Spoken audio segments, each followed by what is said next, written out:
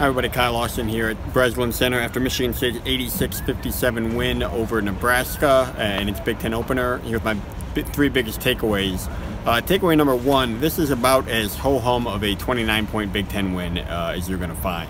Michigan State, Tom Izzo was frankly not very happy with how his team played, despite the margin of victory, despite really never being challenged throughout.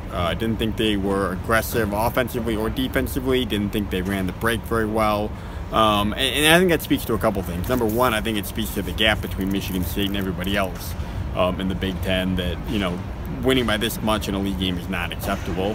And I think number two, it speaks to kind of what he's trying to instill in his team right now, which is that, you know, they come off the back-to-back wins. I think he wants them not flying too high. And if he can take them down a notch and get them to forget about the final score and get them to focus on playing relative to how they can play, I think that's what he's trying to do here. Because while they beat Nebraska by 29, I think, you know, as Michigan State measures it and Tom Izzo measures it, it wasn't as good as they played against Notre Dame. It wasn't as good as they played against North Carolina.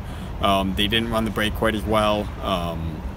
They weren't quite as good offensively. They certainly did not shoot the ball very well from three. I think they were in the 20% from three-point range. So, you know, it's going to be looked at as a solid win, but really was far from the most impressive performance they've had in the last couple of weeks.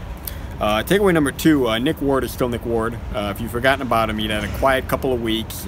Despite all of Michigan State's success, he wasn't poor, but he didn't really do a whole lot offensively. He's been scoring in single digits quite a bit in the Portland tournament against Notre Dame.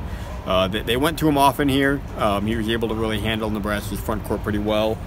Finished with, let's see here, 22 points, 6 to 7 field goals, so very good offensively. 10 of 13 free throws, got to the line quite a bit. But I think most impressively, he did it in 16 minutes. Had some foul trouble, was pretty aggressive on defense, which led to that.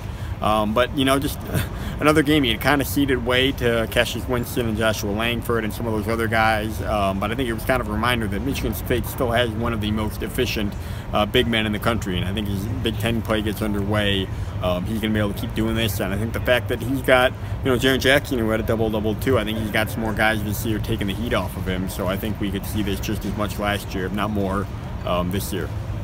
And then takeaway number three, as I kind of alluded to earlier, I think we're going to have, this will be the first of many nights like this in the Big Ten, because, you know, this was kind of a reminder, and I think non-conference play has told us this, and I think this was a reminder that there's a pretty big gap between Michigan State and most of the rest of the Big Ten.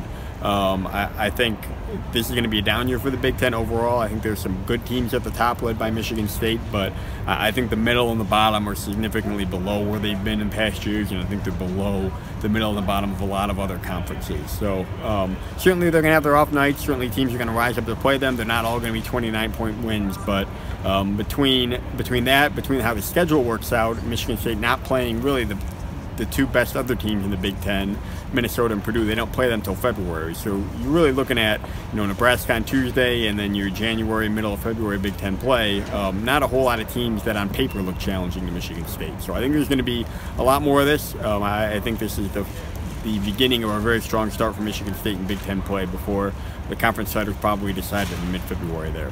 So that'll do it. Again, Michigan State's at Rutgers on Tuesday. Quick turnaround, and check mlive.com/Spartans for all the coverage.